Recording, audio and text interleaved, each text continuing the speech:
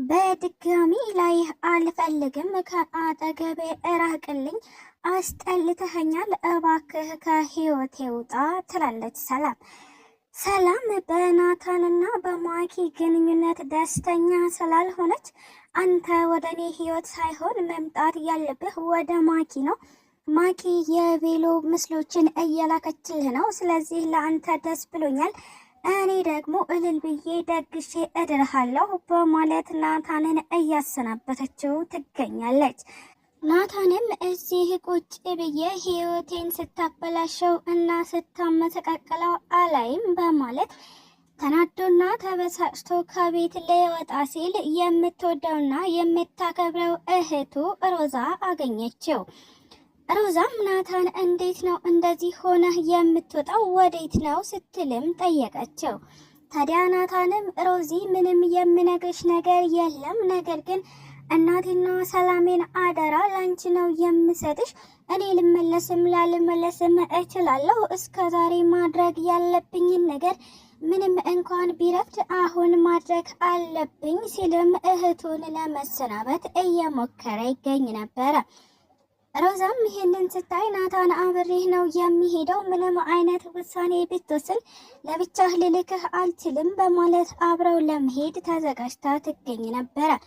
ነገር ግን ናታን አታስፈልጊኝም፣ እኔ ብቻዬን እወጣዋለሁ በማለት ሮዛን እንደምንም አባብሎ አስቀርቶ ችግሮችን ለመጋፈጥ ለብቻው ሄዶ ይገኝ ነበረ።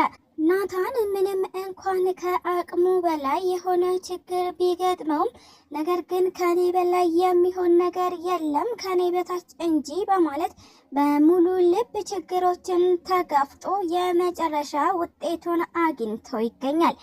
ሰላም ሰላም፣ ጤና ይስጥልኝ ውድና የተከበራችሁ ቤተሰቦቼ እንዴት ናችሁ? እግዚአብሔር ይመስገን እኔ በጣም ደህና ነኝ። በያላችሁበት ሰላማችሁ ብዝዝት ይበልልኝ እያልኩኝ እንኳን ወደ ቻናሌ በሰላም መጣችሁ። ለዚህ ዩቲዩብ ቻናል ደግሞ አዲስ ከሆናችሁ ሰብስክራይብ እያደረጋችሁ ቤተሰብ ሁኑ። እንዲሁም ሀሳብ አስተያየት ካላችሁ ደግሞ ኮሜንት ላይ ጻፍ ማድረግ ትችላላችሁ። ቪዲዮን ከወደዳችሁት ላይክ እና ሼር ማድረጋችሁን እንዳትረሱ። ለዛሬው ደግሞ ሮዛ ፊልምን ክፍል 24 ይዤላችሁ መጥቻለሁ። እስከ ቪዲዮ ፍጻሜ አብራችን ቆዩ። የእህቱን ድፍረት እና የእህቱን ጀግንነት እየተከተለ የሚገኘው ናታን አሁንም በድጋሚ ማንም አይበግረኝም በማለት ችግሮችን ለመጋፈጥ ዝግጁ ሆኖ ይገኝ ነበር። ሰላሜን ከማጣ ምንም ነገር ሊቀር ይችላል የሚለው ናታን አሁን በሰላም አልደራደርም፣ ስለዚህ በሷ የሚመጡ ችግሮችን ሙሉ በሙሉ ለመጋፈጥ ዝግጁ ነኝ ይል ነበረ። ታዲያ ናታን ሰላምዬ ይህ የመጨረሻ ስቃይሽ ነው፣ አሁን ከዚህ በኋላ ስቃይሽ ያበቃል፣ በማኪ ምክንያት አንቺ በፍጹም አትሰቃይም እያለም በሙሉ ተስፋ ነበረ ከቤት እየወጣ የሚገኘው። ሰላምም ናታን ስላበሳጫት በድጋሚ ላይ አልፈልግም ብላ ከቤት ካባረረችው በኋላ በአንዲት ትንሽዬ ብጫቂ ወረቀት ሰላምዬ እባክሽ ይቅርታ አድርግልኝ፣ እናም በድጋሚ ከዚህ በኋላ ላሳዝንሽ ወይም ላስለቅስሽ አልፈልግም የሚል ደብዳቤ ጽፎላት ሄዶ ነበረ። ታዲያ ሰላም ድፍት ብላ አዝና እያለቀሰች በነበረበት ሰዓት ይችን ደብዳቤ በበር ቀዳዳ ስር አስገባላት። እናም ያችን ደብዳቤ ካየች በኋላ ሰላም እየተሯሯጠች ሮዝ ናታንስ ስትል ወደ ሮዛ ጋር ለመጠየቅ ሄደች። ሮዛም ናታን ከቤት እንደወጣ እና ወዴት እንደሄደ እንዳልነገራት እያንዳንዱ ነገር ለሰላም ነገረቻት። ታዲያ ሰላምም ናታንን ማግኘት አለብን፣ ከኔ ጋር ስለተቀያየምና ስለተከፋፋ ነው ከቤት የወጣው፣ እባክሽ ሮዝ እንፈልገው እያለችም በድጋሚ ማዘኗን ቀጥላ ነበረ። ታዲያ ሮዛም ማድረግ ያለብኝ ነገር አለ ብሎ ነው የወጣው፣ ስለዚህ እኔና እንጂ እዚሁ ቁጭ ብለን እንጠብቀዋለን፣ በጭራሽ ከቤት ወዴትም አንሄድም ትላት ነበረ። ሮዛ ሰላምን ለማረጋጋት ያልሞከረችው ነገር የለም። ሮዛ ሰላምን እንደ ታናሽ እህቷ ነው እንጂ የምታያት እንደ ወንድሟ ሚስት በጭራሽ አታያትም። እናም አንዲት ነገር ብትሆን እኔ ደግሞ እሞታለሁ የምትለዋ ሮዛ ሰላምን ለመጠበቅ የተቻላትን ሁሉ እያደረገች ትገኛለች።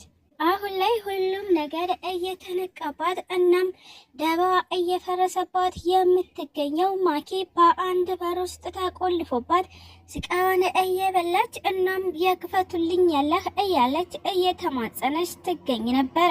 ማኪ እንግዲህ ችግርና ውስብስብ የተሟላላት ሰው ስትሆን አሁን ደግሞ እስካሁን ያደረገቻቸው ችግሮች እራሷን ዋጋ እያስከፈሏት ይገኙ ነበረ። ማኪ ናታንና ሰላም እንዳይቀራረቡ የተቻላትን ሁሉ እየሞከረች ትገኛለች። ታዲያ ሰላም ማለት የእነሱ የቤት ሰራተኛ መሆኗን ያላወቀችዋ ማኪ ሰላምን ለማግኘት ብዙ ውጣ ውረድ እንዳሳለፈች እናም ደግሞ ብዙ ሙከራዎችን እንዳደረገች የምናውቀው ጉዳይ ነው። ነገር ግን ቤት ውስጥ ያለችዋ ሰላም በናታን አልደራደርም እና ናታን አንድ ነገር ከሆነ አንቺን በዚህ ቢላው አቆራርጥሻለሁ ስትላት እንኳን ቆይ ሰላም እንደዚህ ያለችበት ምክንያቷ ምንድነው ብላ ወደኋላ ወደፊት ዞር ዞር ብላ አለማገናዘቧ እጅግ በጣም የሚገርም ነው።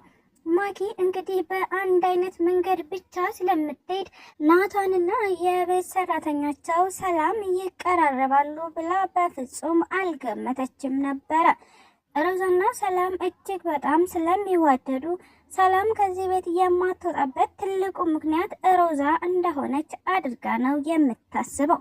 ነገር ግን ሮዛ ከጓደኝነትም አልፎ ምራቷ እንዳደረገቻት የሚታወቅ ጉዳይ ነው። ታዲያ ሰላም ከዛ ቤት ወጥታ አንድ ቀን እንኳን ብታድር ናታን በህይወት ለመኖር እጅግ በጣም ግብ ግብ ውስጥ እየገባ ይገኝ ነበረ። ማኪ ምንም እንኳን ደስታን አጣጥማ ሳትጨርስ አሁን ደግሞ ሌላ ዱብዳ ቢገጥማትም ነገር ግን ይህን ሁሉ ችግር ተጋፍጣ እንደምንም ብዬ ናታንን የኔ አደርገዋለሁ አይነት ውሳኔዎችን እያራመደች ትገኛለች። ታዲያ ማኪ ከልክ ያለፈ ደስታዎችን ስታሳይ የናታን እናት ቆይ ልጄ ለምንድን ነው እንደዚህ ከአቅምሽ በላይ የሆነ ደስታን የምታስተናግጂው? እናስ ምን ተገኝቶ ነው እያለችም ጠይቃት ነበረ።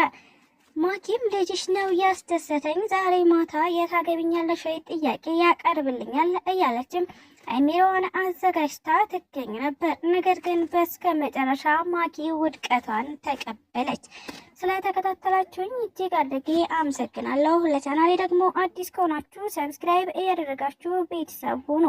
እንዲሁም ደግሞ ሀሳብ አስተያየትም ካላችሁ ኮሜንት ላይ ጻፍ ማድረግ ትችላላችሁ። ቪዲዮን ከወደዳችሁት ላይክ እና ሼር ማድረጋችሁን እንዳትረሱ። ኢትዮጵያ ለዘላለም ትኑር እያልኩ ሰናበታችኋለሁ።